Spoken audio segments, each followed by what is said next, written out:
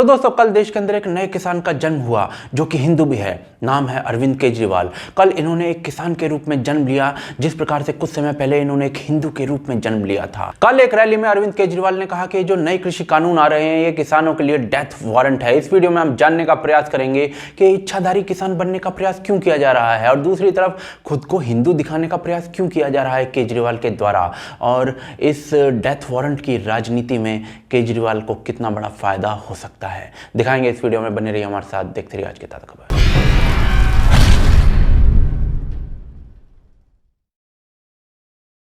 तो दोस्तों कल एक रैली को मेरठ के अंदर संबोधित करते हुए कृषि कानूनों पर अरविंद केजरीवाल ने कुछ बातें कही। पहली बात कहा गया कि कृषि कानून लाने वाली बीजेपी अंग्रेजों से भी खराब है। फिर कहा गया कि कृषि कानून किसानों का डेथ वारंट है और लाल किला में जो दंगा हुआ था वो बीजेपी के कार्यकर्ताओं ने किया था किसानों के फंसाने के लिए। और भी बहुत सारी बातें की गई, लेकिन सवाल ये कि इनमें से कितनी बातें सच हैं और उत्तर प्रदेश के किसानों का मसीहा बनने का प्रयास क्यों किया जा रहा है केजरीवाल के द्वारा। तो जिस किसान बिल को अरविंद केजरीवाल जी किसानों का डेथ वारंट कह रहे हैं, उसी किसान बिल को 23 नवंबर 2020 को अरविंद केजरीवाल दिल्ली में लागू कर चुके हैं। दूसरी तरफ यही सेम कानून 2017 में जो पंजाब में इलेक्शंस हुए थे उससे पहले अरविंद केजरीवाल पंजाब में लाने का वादा कर चुके थे अपने मैनिफेस्टो में। अब सवाल यहां पर यह आ जाता है कि दिल्ली के अंदर जो किसान कानून लागू कर दिए हैं अरविंद केजरीवाल ने, वो क्या दिल्ली के किसानों के लिए डेथ वारंट लागू कर दिया है? इसका जवाब आपके होश उड़ा देगा और जवाब जानने के लिए आपको यह जानना पड़ेगा कि केजरीवाल ने इस रैली में और क्या कहा था। तो भाई साहब जी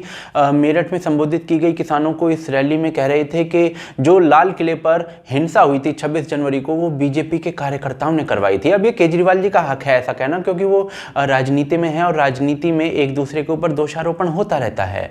लेकिन हमारा हक ये जानने का है कि 26 जनवरी को जो हिंसा हुई थी वो किसने करवाई थी और क्या केजरीवाल जी को उनका समर्थन प्राप्त था। 11 अगस्त 2020 11 अगस्त 2020 को खालिस्तानी टेररिस्ट संगठन एसएफजे ने अनाउंस किया कि खालिस्तानी झंडा लाल किले पर फहराने वाले को 1 करोड़ रुपया मिलेगा। उसके बाद Greta Thunberg tool kit leak हुई रिसेंटली और उससे यह क्लियर हो गया कि खालिस्तानी संगठन पोइटिक जस्टिस फाउंडेशन का इस किसान आंदोलन में हाथ नहीं पांव है। और इसी टूल किट में 26 जनवरी को फिजिकल एक्शन डे लिखा हुआ था। तो सारे प्रमाण तो खालिस्तानी इन्वॉल्वमेंट बताते हैं 26 जनवरी के इंसिडेंट में, लेकिन इस सब के अंदर केजरीवाल जी का क्या रोल है? तो जी अरविंद केजरीवाल ने 23 नवंबर 2020 23 नवंबर 2020 को ये जो सेम कानून है ये दिल्ली के अंदर पास किया है। 1 नवंबर से 26 नवंबर तक एक भी ट्वीट किसानों के बारे में या किसान बिल के बारे में उनके आम आदमी पार्टी के अकाउंट से नहीं किया गया है। लेकिन 27 नवंबर और 29 नवंबर को करीब करीब 10 ट्वीट सिर्फ इसी मुद्दे के ऊपर हैं, यानी कि इन काले कानूनों, सो कॉल्ड काले कानूनों के ऊपर। कमाल की बात यह है कि ग्रेटा थनबर्ग की जो खालिस्तानी टूल किट थी उसके अंदर जो ट्वीट्स मेंशन थे वो पहली बार ट्वीट किए गए थे 29 नवंबर को ही। और जो ये किसान मोर्चा दिल्ली की तरफ कूच किया था वो भी 27 से 29 नवंबर के बीच में ही किया था, जिसके अंदर जियो पॉलिटिक्स को चेंज कर देने की बातें हुई थी दीप सिद्धू के द्वारा, याद होगा आपको। पंजाब के अंदर प्रोटेस्ट पहले से ही चल रहे थे, कांग्रेस वाले इन्हें पहले से ही काला कानून कह रहे थे, लेकिन अरविंद केजरीवाल ने उसी दिन से इन्हें काला कानून कहना शुरू किया जिस दिन से खालिस्तानी टूल किट ने अपना काम चालू किया था, वो भी 23 नवंबर को दिल्ली के अंदर इस कानून को पास करने के बाद। तो यहाँ से सवाल तो अरविंद केजरीवाल जी से ये पूछा जाना चाहिए कि भाई जैसा कि प्रतीत हो रहा है कि 26 जनवरी को जो हिंसा हुई इसमें खालिस्तानियों का हाथ था, तो क्या आप भी उनके साथ कहीं पर मिले हुए थे क्या?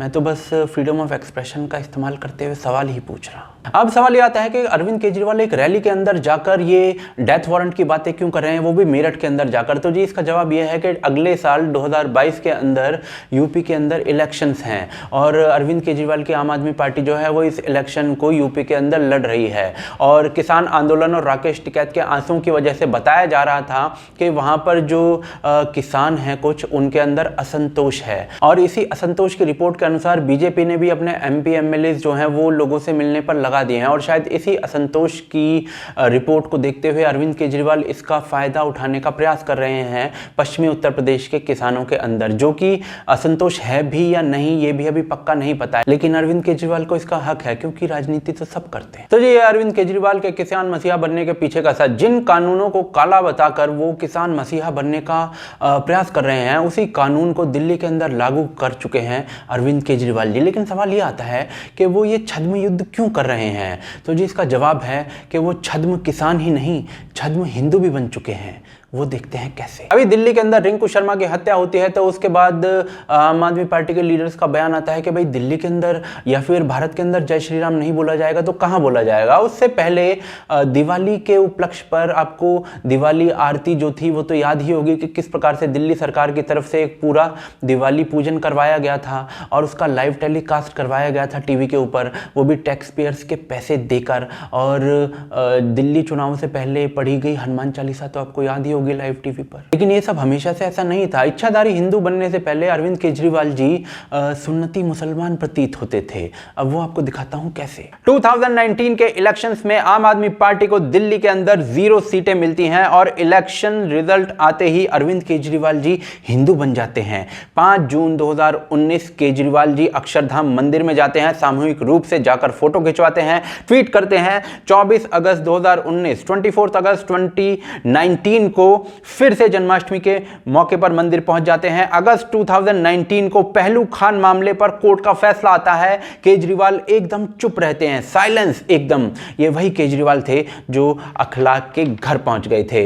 12 जुलाई 2019 को तीर्थ यात्रा स्कीम चालू की जाती है अरविंद केजरीवाल के द्वारा और खुद श्रवण कुमार बनने का प्रयास करते हैं। और जो केजरीवाल उमर खालिद की फाइल दबाकर बैठा था वो दिल्ली में देशभक्ति करिकुलम लॉन्च कर देते हैं स्कूल्स में अगस्त 2019 में। यानी कि टेंपल रन, नेशनलिज्म के कोर्सेज, ये जैसे ही 2019 के इलेक्शंस के रिजल्ट आए तो ये सारी चीजें चालू कर दी गई थी। लेकिन उससे पहले पता है क्या होता था? तो 2019 के इलेक्शन से जस्ट पहले का ये बयान सुनिए। वोट को बटने मत देना। कांग्रेस को एक भी हिंदू वोट नहीं मिल रहा, कोई हिंदू कांग्रेस को वोट नहीं दे रहा, केवल मुसलमानों के अंदर थोड़ा बहुत कंफ्यूजन है। वहीं पहलू खान के ऊपर कोर्ट के फैसले पर चुप रहने वाले अरविंद केजरीवाल जी अखलाक के मुद्दे पर टीवी के ऊपर जो है इस प्रकार की एड्स चलवाते थे। इसमें आप सुन सकते हैं कि किस प्रकार से एक मुस्लिम समुदाय के व्यक्ति की हत्या एक हिंदू ने की है, ऐसा टीवी पर कहा जा रहा है। मैं अरविंद केजरीवाल बोल रहा हूं। अभी दादरी में कुछ लोगों ने एक मुसलमान को मार डाला। उसकी हत्या के आरोप में पुलिस ने उसी गांव के कई हिंदू परिवारों के बच्चों को गिरफ्तार किया है। इस मुद्दे के अंदर और भी बहुत सारी डिटेल्स हैं जिनको अगर आपको समझना है तो एक वीडियो का लिंक डिस्क्रिप्शन में दे रहा हूं। यहां से ये बात साबित हो जाती है कि अरविंद केजरीवाल जो कि मुस्लिम वोट बैंक पर निर्भर किया करते थे कुछ समय पहले तक, उन्होंने अपनी छवि को राष्ट्रवादी या फिर दूसरी तरफ सॉफ्ट हिंदू की छवि बनाने का प्रयास कर रहे हैं वो। लेकिन क्यों?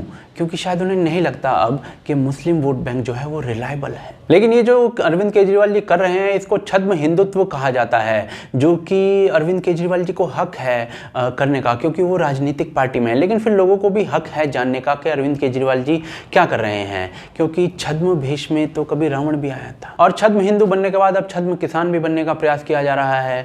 सो कॉल्ड काले कानूनों को दिल्ली में लागू करने के बाद दिल्ली के बाहर किसानों को भड़काने का प्रयास कर रहे हैं। ये प्रयास जो है वो कामयाब होने वाला है या नहीं ये तो मैं नहीं जानता, क्योंकि मेरे भोलेपन को तो आप जानते ही होंगे। लेकिन आप लोग जानते होंगे तो आप हमें बताइए कि ये प्रयास जो है अरविंद केजरीवाल जी का ये सक्सेसफुल होने वाला है या नहीं। दूसरी तरफ हमारे काम को यदि सपोर्ट करना चाहते हैं तो patreon.com है उसके लिए और ज्वाइन बटन है उसके लिए, तो आप हमारे काम को सपोर्ट कर सकते हैं, जो कि लिंक्स हैं इन दोनों के वो डिस्क्रिप्शन और पिन कमेंट के अंदर है। आपका सपोर्ट वांछनीय है क्योंकि उसी से ये चैनल जो है वो जीवित रहता है। आप देख रहे हैं आज की ताज़ा खबर। जय हिंद, जय भारत।